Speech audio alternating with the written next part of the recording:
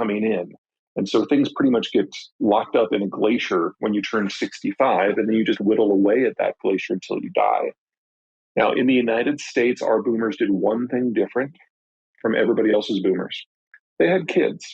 So we have an investment bomb that's going off right now, and it will get progressively worse over the next decade until those kids, the millennials, start becoming old enough to be the drivers of investment in American society.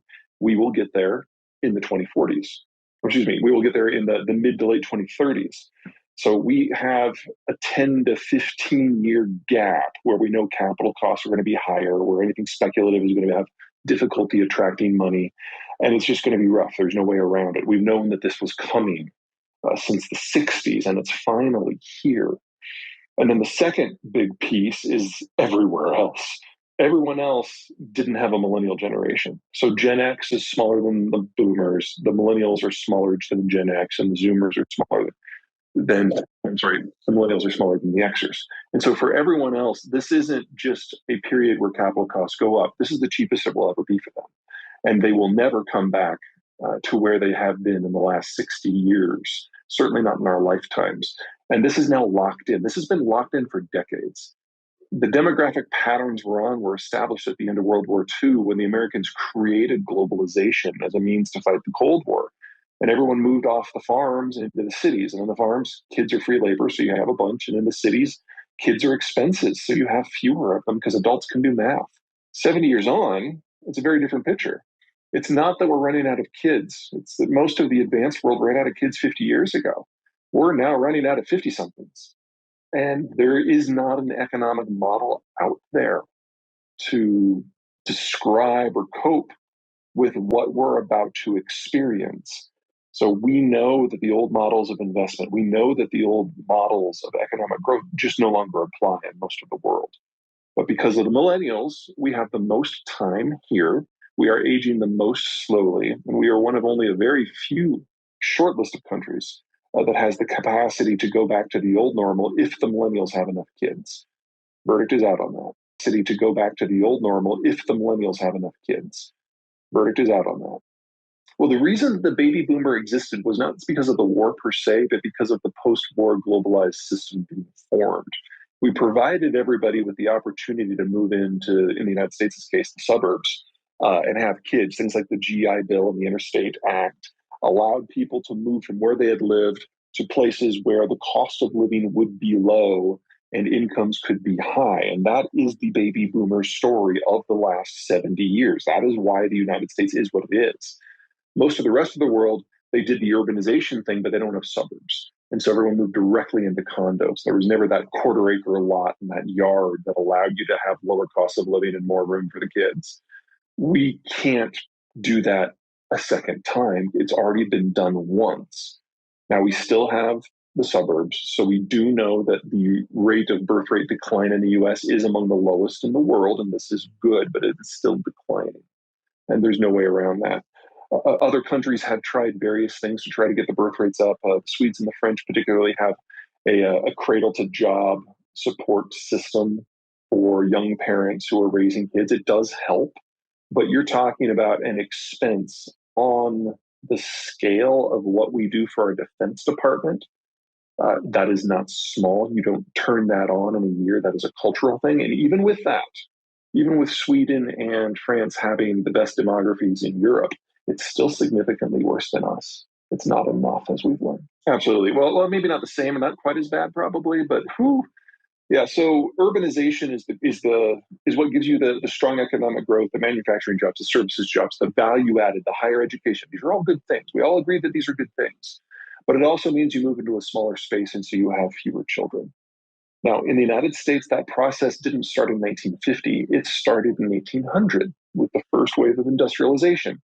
We modernized and industrialized and urbanized over 7 generations. China did it in 1. So 7 years of economic transformation and industrial build out done in 40 years. So of course, their economic growth has been spectacular. But it also means they went off of the rice paddies and into condos in urban zones all at once. And the birth rate dropped by They keep revising the number, but I think we're now up to 85% in 40 years. And Shanghai and Beijing now have the lowest birth rates of any city in any era in any country ever. One child's on top of that. Now, with the most recent data that's leaking out of Beijing, it looks like they realize now that during one child, a lot of people lied about the data. Not necessarily on birth certificates, but most census is collected in places where the children arrive in groups, so primary schools. And your budget was based on how many kids you had. So the local governments just have been lying pathologically about it for 40 years, reporting more kids than they actually have. And it looks like that overcount is in excess of 100 million people. So we knew 2 years ago that China was already the fastest aging workforce in human history. And these new revelations come on top of that and suggest that in addition to being the fastest aging workforce ever, they also have 100 million fewer people aged 40 and under than they thought. And that gives China not just the fastest aging demographic ever, but the most rapidly collapsing one ever. And there is no way, if this is true, that China survives the decade as a modern nation state. There might be something to that, and I'm sure that's going on in the back of their minds, but I don't think that's their primary concern. Their primary concern is that the Sinovac vaccine, all the Chinese vaccines, don't work against Omicron at all. So we're a little concerned here in the United States and in the Western world, really the broader world, that the vaccines that we've come up with, mRNA dosings, they don't work as well against Omicron, but they still broadly work. They still prevent death and hospitalization pretty well. And most of us have gotten vaccinated and have suffered from COVID at this point. So we're kind of getting a belt and suspenders approach to immunity. Chinese don't have that. The Chinese were broadly successful at keeping COVID out of their population, so no one has antibodies. And their vaccine doesn't work versus Omicron. So it doesn't matter if their population is vaccinated. And in that sort of an environment, if you take the most virulent bug humanity's ever been confronted with, and you throw it into a population with no resistance, you're talking about 2 to 5 million people dying a month for at least 3 or 4 months. This is a government that has made its bones in propaganda about talking about how it's handled COVID so well and how the West, it's been just a disaster. They were to have those kinds of fatality rates.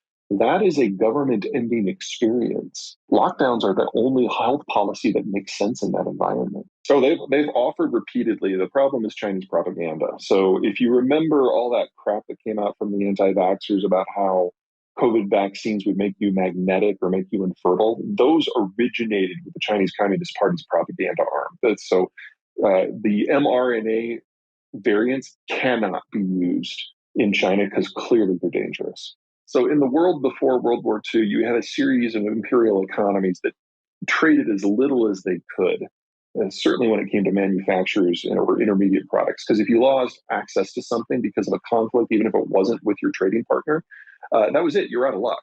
So you kept everything in-house, and those systems competed for control of resources and sea access and populations. That brought us to world wars.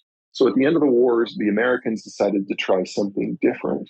We told everyone that we would protect all of their commerce, no matter who it was with, no matter what it was, no matter where it was, if in exchange they join us in our Cold War against the Soviets. And it worked. But this guns per butter trade had a cost. Now, back in 1946, the cost was nominal because the world was devastated. But if you fast forward to 1990, when the Cold War is ending, all of a sudden, all of the advanced countries roughly have an economy the same size as the United States, a little bit larger.